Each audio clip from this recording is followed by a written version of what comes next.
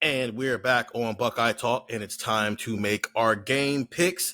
Ohio State is favored by 20 as of right now, and the over-under is 57 for Ohio State's matchup with Maryland on Saturday at noon on Fox. I'm going to go first. I struggled to figure out what version of Maryland this team is going to get on Saturday. Are they going to get the version of Maryland that we've seen the last two times Ohio State went to College Park, where in 2018 it came down to if they had a better quarterback, they would have converted a 2-point conversion and won that game. And then last year, Ohio State kind of sleptwalked at times while also trying to force Travion Henderson to play on an ankle he probably shouldn't have been playing on. And it allowed, plus Maryland just did some things to hang around, so they ended up losing that game by 13. But that game was played in the single digits for most of the afternoon. Versus when it's in Columbus, the game can sometimes get up to like 70-14, and Ohio State just kind of runs with things. So I tried to split the difference there, and I ended up with 41-17. So that's taking Ohio State to cover. That's taking the over as well, barely.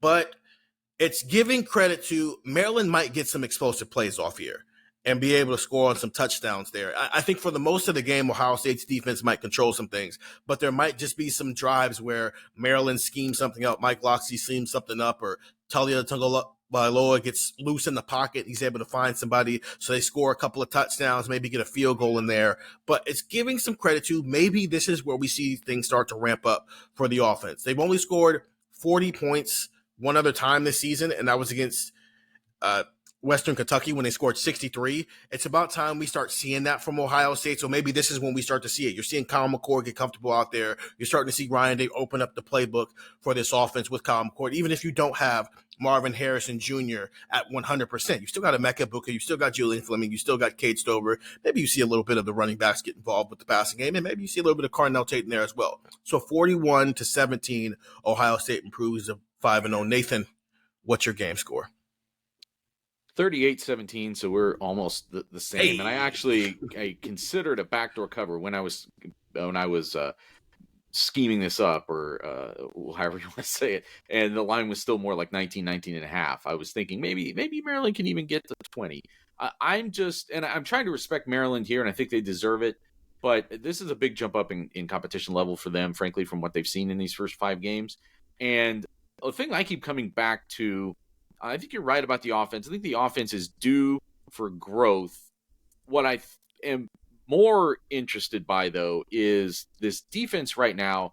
There's an interesting combination of a defense that on the field is playing with a lot of confidence. And you can tell that by how fast they play, how hard they're hitting guys. It's palpable. They're talking with a lot of dissatisfaction. Denzel Burke, no matter what they do, seems to just keep spitting on it.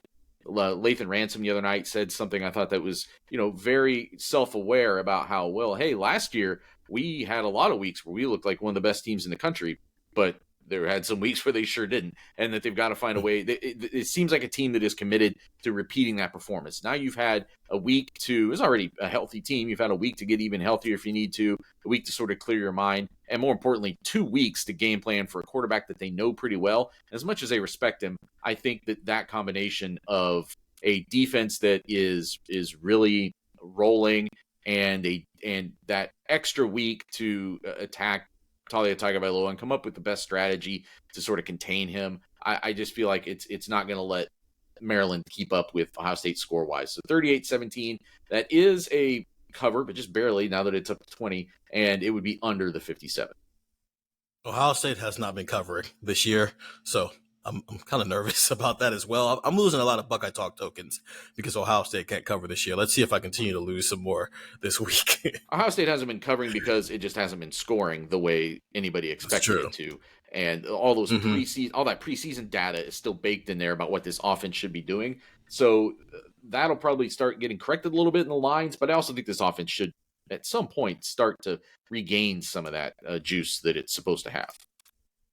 That's 2 covers so far, 1 over, 1 under. Andrew, what's your game score? I'm going to say 41-24. So Maryland's going to cover, but we are going to go over.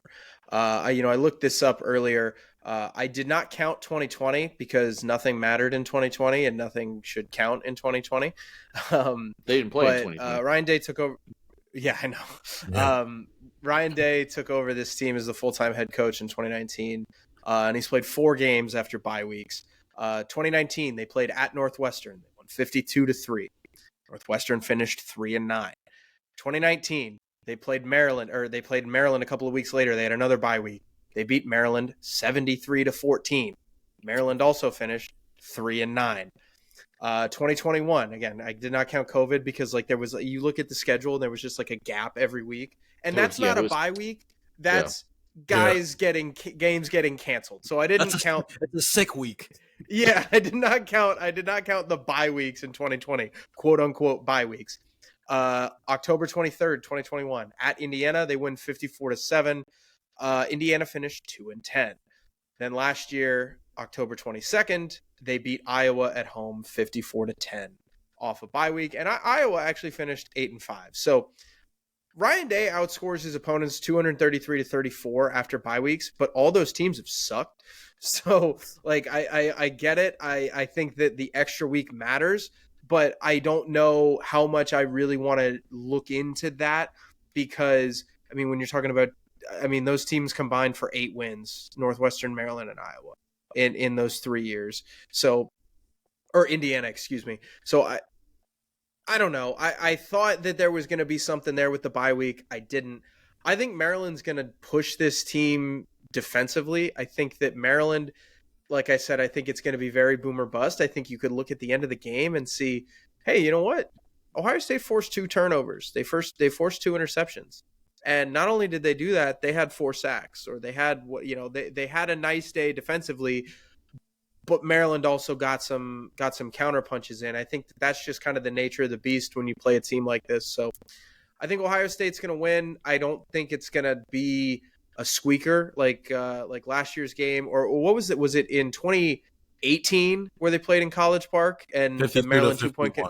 Yes. Yeah, so it's not going to be that. It's not even going to be last year. I think Ohio State's going to control this one the majority of the way. But I think Maryland's going to do something. Maryland's going to come in here a confident football team. And, I mean, you don't want to say that this is their Super Bowl because it sounds like you're kind of putting them down a little bit. But, like, this is their moment. This is their we're going to shock the world moment. This is their we're going to do what nobody says we can do moment.